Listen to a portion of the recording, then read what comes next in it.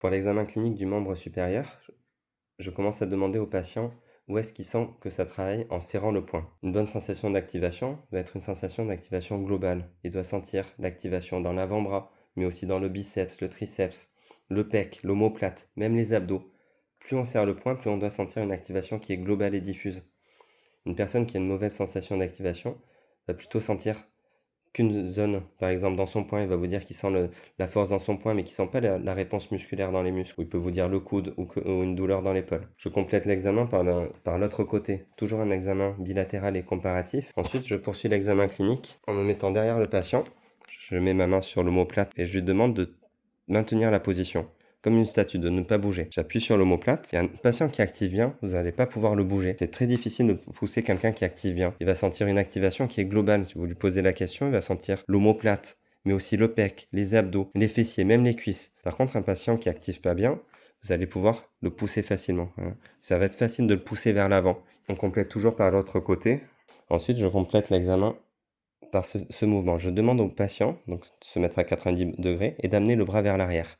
Je mets une légère résistance, relâchez. Je mets une légère résistance et je lui demande de me repousser. Allez-y, repoussez-moi. Quelqu'un qui active bien, c'est facile pour lui de vous repousser. Il arrive à gagner parce qu'il va aller chercher l'activation dans l'omoplate, dans le triceps, tous les muscles à l'arrière qui s'activent et qui permettent de tirer le bras vers l'arrière. Par contre, quelqu'un qui active pas bien, vous pouvez mettre une petite résistance, il va avoir du mal à gagner contre vous. Et vous lui demandez où est-ce qu'il sent que ça travaille, il va vous dire que l'épaule devant, ce qui n'est pas logique, ça doit travailler derrière. Ce qui nous permet d'amener le bras vers l'arrière, ce sont les muscles à l'arrière. Ça relâche devant et ça travaille derrière. Ou alors il va vous dire qu'une zone à ce niveau, il va vous dire des fois qu'une zone, mais pas toute la globalité, pas une continuité dans les muscles à l'arrière. Et toujours, l'examen comparatif, allez-y, repoussez-moi vers l'arrière. Il active bien, l'omoplate se rapproche de la colonne, puissant dans le rhomboïde, dans les triceps, et c'est facile de gagner contre moi. Ensuite, je repasse devant, je fais la même chose, mais en demandant au patient de ramener le bras vers l'intérieur. Quelqu'un qui active bien, il va gagner contre vous. Il va pouvoir mettre de la continuité dans le mouvement. Une petite résistance, et il ramène, il gagne. Pareil, vous lui faites préciser où est-ce qu'il sent l'activation musculaire. Il va vous dire le pec, le biceps, sous l'aisselle. C'est l'omoplate qui glisse sur le côté du thorax qui nous permet d'amener le bras vers l'intérieur.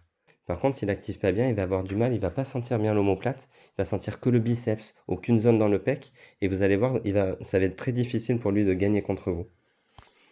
Toujours un examen comparatif. Ensuite, on complète les mouvements par celui-ci, donc coup de fléchi. Je mets ma main dans sa main, je demande de résister. Quelqu'un qui active bien, vous ne pouvez pas le bouger. Il va sentir cette activation dans le pec, bien le bloc, pectoral omoplate. Quand on veut maintenir une position, tous les muscles s'activent, tous les muscles se gainent, du coup c'est facile, ça ne nous coûte pas parce qu'on est dans la globalité. Par contre, quelqu'un qui active pas bien sur ce mouvement, souvent il va vous dire qu'il sent que le biceps. Et vous allez voir, vous allez arriver à gagner facilement, même en mettant pas trop de résistance, vous allez gagner contre lui. Toujours le comparatif, allez-y, résister. Là, on sent tout qui travaille. On doit bien sentir l'omoplate. Faites-lui préciser. Est-ce qu'il sent bien le travail tout autour de l'omoplate? Ensuite, la main sur l'épaule opposée. Allez-y, résister. Là, j'essaie de pousser. Quelqu'un qui active bien, pareil. Vous ne pouvez pas le bouger. Il doit sentir l'omoplate, le pec, tout qui se gaine. Fort sous l'aisselle, l'omoplate qui vient se plaquer contre le thorax. Donc, on est puissant sur le côté du thorax. Le pec, le biceps, l'avant-bras, tout qui se gaine et vous ne pouvez pas gagner contre lui. Quelqu'un qui n'active pas bien, vous allez gagner et ça va lui créer une douleur souvent. Ou alors il va sentir que le biceps. Et toujours l'examen comparatif. Ensuite, je demande au patient de tendre le bras à 90 degrés. Bras tendu. Appuyez un peu. Quelqu'un qui active bien, vous allez sentir vraiment un bloc, vraiment que le bras ne bouge pas. Vous lui faites préciser, il va vous dire qu'il sent fort le verrouillage de l'omoplate. L'omoplate verrouille, le pec verrouille, le biceps, le triceps, l'avant-bras. On a bien l'avant-bras qui verrouille le poignet, le biceps, le triceps qui verrouille le coude, l'omoplate, le pec qui verrouille l'épaule avec le deltoïde.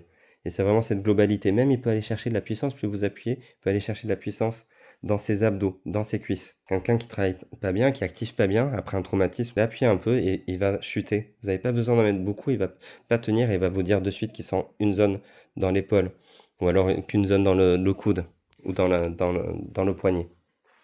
Et toujours l'examen comparatif.